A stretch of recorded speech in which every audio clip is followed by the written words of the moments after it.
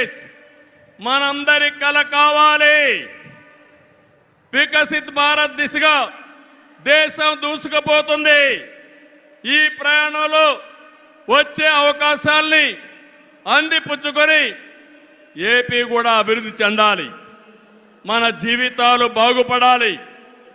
పేదరికం లేని దేశం మోదీ గారి కల,